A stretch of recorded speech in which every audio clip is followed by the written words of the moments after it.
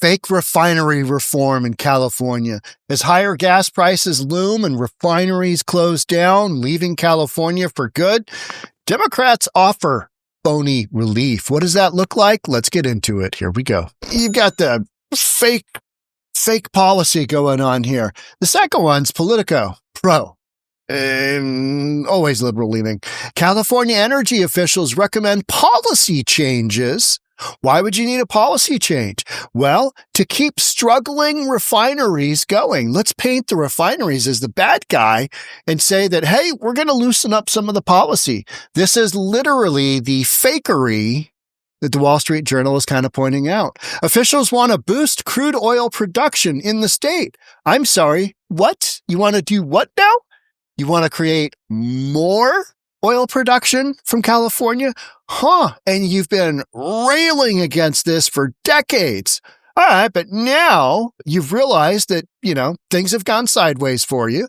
And so you want to produce more in-state while importing more refined oil from out of state, from the Middle East, to keep prices steady as the state weans itself off fossil fuels. I mean, just the spin put on this stuff is outstanding because we all know what the deal is. California's got its own special blend of herbs and sauces for their gasoline, don't they? You got a bunch of nut jobs, environmental nut jobs that are like, what can we do to really screw up the lives of our population? Let's give them really expensive gasoline. And there's so many different policies that have gone into this. I mean, you got Newsom saying, hey, you got to have a whole bunch of oil on, you got refined gas on reserve because we've got these price spikes when one of these refineries goes down. Well, it's because you keep putting policy in place like we're not going to sell any more new gasoline cars after 2035. Oil companies tend to look at that and go, well, maybe California isn't the state that we invest in. And that's how you get, to the end here where fake refinery reform becomes a thing. Let's read this one first. Energy reality is at long last dawning in Sacramento. Leadership in California as looming refinery closures threaten gasoline shortages and price spikes. Too bad Democrats care more about doing political damage control than improving the state's business climate. Shots fired. Absolutely. It's a bunch of virtue signaling by numbnuts that are in office. And you know what? People of California, who'd you vote for? Who'd you vote for? Democrat state senators have introduced legislation they are deceptively advertising as refinery permitting reform. Valero Energy and Phillips 66 plan to shut down 2 large refineries in the state owing to California's hostile regulation. This will mean a 20% decline in the state's refining capacity. Out-of-state refineries don't produce California's squeaky clean fuel blend, which costs on average 18 cents a gallon more to make. California's got its own special blend of gasoline that's cleaner than everybody else's. It also means they can't get it anywhere else. They've got to create it. So there will soon be supply shortages and surging prices. One study just from USC indicated $8.44 a gallon for California on the high end. Will it get there? At some point in time. Will that be anytime soon? I don't think so. But over $6 a gallon this summer? I could see that. We're over $5 a gallon here in the state of Washington. We just had a 6-cent increase in our gas tax go into effect yesterday, July 1st. Then every year after that, we're going to have an additional 2% increase in our gas prices because, inflation. The state might be able to persuade Asian refineries with excess capacity to produce its special blend, though they would likely charge a premium because of the limited market. So, you're going to be able to get more gas in California. Legislators are going to be able to, bring more gas, but it's going to cost you more. So restricting what kind of gas you put in your cars to make things cleaner. I mean, does anybody really care? I mean, I'm just not seeing it. I'm not convinced. I think this is all just a whole bunch of virtue signaling. Meantime, State Air Resources Board tighter low-carbon fuel standard takes effect this month. Here the article goes on to talk about the $8.44 a gallon by the end of 2026. Okay, yeah, that's a thing. Into 2026, this has lit a fire under Democrats. I don't know. Does anything light a fire under Democrats? I mean, if you say you drive a Tesla, maybe it does. Or you mention the word MAGA, it seems to elicit a response, doesn't it? So legislation also directs regulators conduct outreach to the western states to explore the development of a West-wide specification as an alternative to California's fuel blend. Maybe we need to see who else has got a little bit of gasoline that they could, get to our side of things, or maybe some oil production that we could turn into gasoline because, leadership has realized, we got some expensive gas here and we don't really have the ability to pump as much out of the earth as we need to. And it's getting expensive. And so let's go to, Asian sources. The goal is to make it worthwhile for out-of-state refiners to produce gasoline for California because they've shut all their own in-state down. By neighboring states could wind up paying more for this new West-wide blend. It's amusing that Democrats are proposing to let dirtier gas be sold in the state after insisting for years that their special blend is needed to reduce smog. Is it? Well, article goes on to say, apparently not. The bill would also require energy regulators to analyze the impact of their rules on gasoline prices. It's incredible that they currently don't. How's this going to impact pricing? How's this going to impact supply? I don't really know. We're just going to do it. I mean, the fact that it doesn't. Democrats also want to spend refinery penalties on community investment and worker support, mitigating the economic damage of their own policies. It's just some knuckleheaded stuff here. I mean, if you didn't see this one coming, higher gas prices, energy crisis in California, you've been living under a rock, right? Legislation notably doesn't reverse regulations that make it hard to justify refinery investment, such as the state's cap and trade program, but that's because it's so ingrained with everything else, right? Limit on refiner gross margins and inventory mandates. Yeah, those are some of the other policies we talked about. Those are in place. Those are happening. And those are the things that refiners, that big oil companies are looking at going, California isn't for us. I mean, when Chevron moves its headquarters from, where were they? They were somewhere in California. I forget where they were. Now they're moving them to Houston. Moving them to Houston. I mean, what does that tell you? That oil companies aren't going to invest in California, and they're not going to invest in decades-old, facilities that need a lot of update, that need a lot of upkeep, need a bunch of renovation to keep them modernized with today's technology. They're not going to spend that money, and therefore California further restricts their supply of crude oil or refined oil in the form of gas, diesel. Senate President Pro Tem Mike McGuire says the legislation would allow Democrats to move our climate and energy goals full steam ahead. Okay, all right. Translation: blunt the political backlash against their climate policies so they can keep doing what their climate lobby donors want. Period.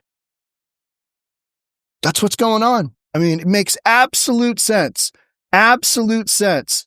So let's see what Politico has to say. California state energy officials recommend a set of policy changes on Friday to wean the state off of oil. This is California. They have a fourth largest economy in the world if they were a country on their own, right? Wean the state off of oil. Good luck. Not happening anytime soon, without causing gas prices to spike, including pausing a profit cap on the state's refineries. They're just basically going to take off a bunch of things policy-wise so they can, point to that and go, see, we're trying to help you out, trying to help out the little guy, Try not to stick you too hard with high gas prices, stabilizing in-state crude oil production, and ramping up imports of refined oil, which they wouldn't have to do if they didn't have such self-hurting, self-harm policies in the first place. What happened?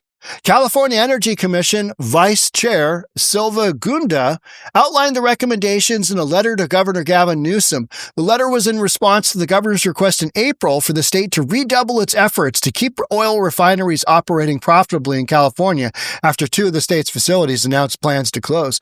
Well, they wouldn't be announcing plans to close if you didn't have all these nut job policies in place and continually coming up with them. If you didn't have all this ridiculousness already on the table in the form of policy, different story, different game plan. But that's not what we're doing. So making a policy change at this point in time, it's like, really? Okay. We all see through that. That's why it's, fakery. Fake news. Yeah, here's another article that kind of just basically, we're not talking about anything difficult to comprehend, right? I think the first paragraph here, California's politicians want you to believe that they're trying to rein in, trying to pull back sky-high gas prices. They're not. What's really happening is years of restrictive policies and overregulation are finally catching up with the state's fuel supply. It's basic business, supply and demand, right? And now lawmakers are scrambling to put a Band-Aid on a self-inflicted wound. Here you go. Here's a little Band-Aid. Sorry you're bleeding out. Sorry you got a major gunshot wound there, but here's your little tiny pinky Band-Aid we're going to put on it. We'll just see if this works. Now go get him, Tiger. Sorry about the bleeding issue. Let's break it down. The real price of green. Starting July 1st, Californians will get hit with a 1-2 punch, hike in the state's gas excise tax and new rules from the California Air Resources Board that make it more expensive to produce gasoline. Meanwhile, the gas excise tax, already among the highest in the country, is automatically adjusted each year for inflation. Washington State is doing the same damn thing, 2% increase a year. This year, it's going up again from 59.6 cents to 61.2 cents per gallon. Each one of those upward moves costs the consumer money. And with California being one of the highest gas prices in the United States, with Washington State and Hawaii just neck and neck. Now, the whole thing with Hawaii is physically getting the gas there. Washington State, again, it's self-induced policy. It's a bunch of ridiculous stuff that we're being taxed for because we've got so many programs that need stuff to get taxed to make it go. Because otherwise you can't have a complete welfare state like you've got in Washington and you've got in California. The shrinking refinery problem. The other part of this gas price mess is that the shrinking number of refineries in California, Phillips 66 and Valero, have both announced that they're shutting major facilities, together accounting for nearly 300,000 barrels a day, 20% of their overall capacity. Fewer refineries mean fewer companies making California's boutique-grade carbob gasoline, kind that means the state's strict environmental standards. Their special blend of herbs and spices gasoline. The tight supply drives prices up even further. In a sudden about-face, a group of state Democrats has introduced a bill to relax the state's rigid gasoline standards and streamline permitting to help keep refineries from closing. You want a permitting now? I mean, you've already put in all the policy that made these refineries close. You're gonna, do it the day after? I don't think so. They're even offering a one-stop shop for environmental permits if refiners promise to stay open and keep prices affordable. Well, it's one thing for the refineries to, promise to keep things affordable. Well, what other kind of policy is California going to bring to the table that absolutely destroys their ability to even want to be in business in the state? What other kind of nonsense, what other kind of knuckleheaded, programs is California going to throw at them? I read one yesterday. It was about a bird called the gnatcatcher, and it was where was that? It was somewhere in California. It was north and west of Los Angeles. And you got this little bird, a songbird, that this real estate developer has to do all kinds of environmental impact and do 50 acres for the bird. They don't even know much about this bird, but it's holding up a massive, massive mixed-use development over one songbird, little tiny bird about that big. Looks like it'd be about one bite. That California environmental policy, it's no wonder you don't have any housing. You don't have housing supply. And what housing supply you do, it's astronomically expensive because you've restricted the ability for people to build.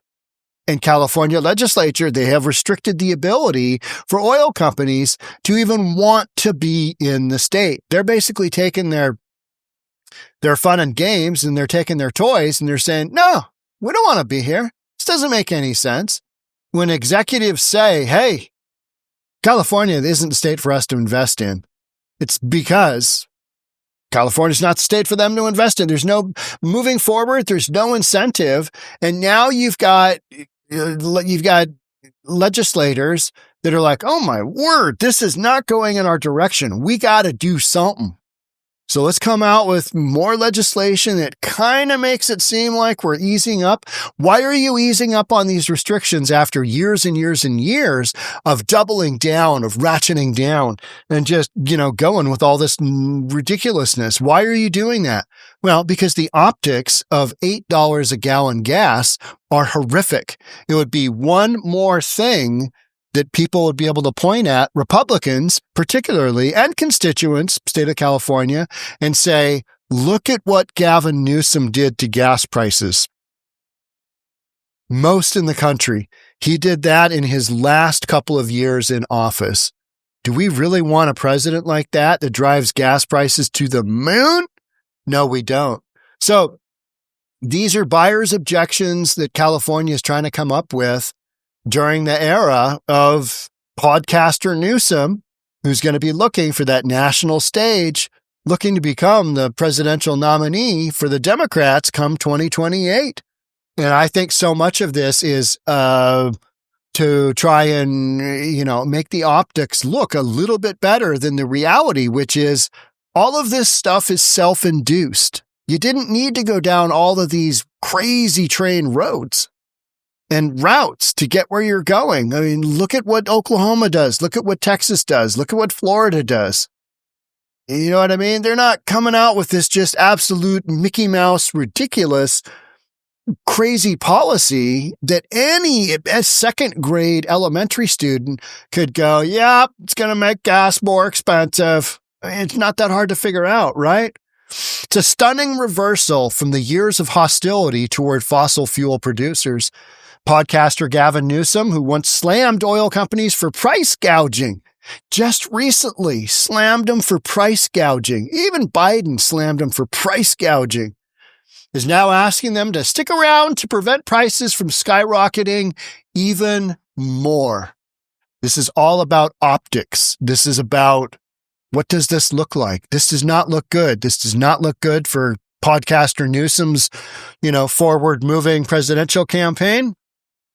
And it certainly doesn't bode well for Kamala Harris as governor, but I kind of want to see Kamala Harris as governor of the state of California. I just want to see exactly what kind of nonsense that she could put together and how that would go. I think people of California would be horrific and you're going to have, all kinds of just craziness go on, but I kind of want to see that. Unfortunately, I do. I want to see that. I want to see what California looks like with Kamala Harris in office, because she isn't running things. She's not smart enough to be running for things.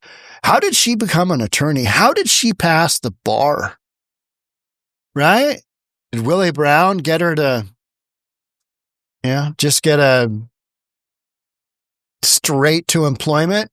No bar needed? I don't know. Chevron, which still operates two of the state's largest refineries, called the bill window dressing. That's what big corporate said. That's some window dressing. You dressed it up nicely. You put lipstick on the pig. Nice job, guys. They argue it does nothing to roll back the deeper regulatory burdens. You can't. because they're so ingrained with all of California's system, including drilling restrictions and profit caps. Now, what's some of the first things that Biden did in office? Drill, baby, drill. No, we're going to do the opposite of that. We're going to do everything we can to shut down domestic production so that we're more reliant upon, foreign oil sources. Why are we doing that? Why are we allowing 20 million criminal illegals into the country in a very short 4-year period? Why are we doing that? A lot of questions. Not much in the way of the answers, right? So what this means for California, what's coming is far more than a summer spike. This is structural. Between CARB's climate crusade, automatic tax hikes, and a hostile permitting environment, California drivers are paying nearly $2 more per gallon in taxes and compliance costs than any other Americans. That's only going to get worse. Worse still? People making these rules aren't even feeling the pinch. State legislators get gas paid for by taxpayers. Their cars are state issued. They're insulated from the very crisis they helped create. So why should the rest of the country care? California isn't just a test bed for climate policy. It's a warning. States' low carbon fuel standard and gas tax model are being watched by other blue states. Washington in particular. How can we tax the F out of our constituents and make it look like it's not that big of a deal? How do we do that? Oh, yeah. Let's look at California. What are those guys doing down there? All right. Nice move. Oh, nice move. Your gasoline's how much? Good Lord. That's even more than ours. Bottom line, this isn't about a clean energy transition. It's about political theater. Regulators pushed policies that made fuel more expensive, more scarce, and more complicated to produce. And now, as that system buckles, trying to look like heroes for partially walking it backwards. Walking it back. I think we'll change up some of that policy because clearly that's not working, and we don't want to be blamed. It's like Kamala Harris when she's towards the end of her, ill-run campaign. She was literally making statements like, oh yeah, I never supported defunding the police. No, actually you did. And now that you're on the big scale, you're on the big, theater of presidential elections, you're trying to weasel your way out. And that's exactly what California officials are trying to do with this legislation, is weasel their way into keeping the oil refiners in place and going and not have it look too bad because of self-imposed oil policy, for lack of a better word, just the overall oil policy. It's so bad that, the refineries don't want to stay, and I don't blame them because they're in it for money, and big money, because they're taking big risk. So if you want to keep these folks around in your community, you need to do some deep dives, but California's not going to do that. You'd have to rock their boat pretty hard to have them come up with something that actually made sense as far as how can we keep the oil refineries from leaving our fair state. All I got on this one. Thanks so much for being here. Bottom line, California, your gas prices are going up. Washington State, same deal. Got a bunch of morons running your states. This is what you get. All right. That's it for me. Thanks so much for being here. Love to have you subscribe. Hit that notification bell. Hit the like button if you enjoyed this video. Thanks in advance. I'll see you on the next episode. Bye for now.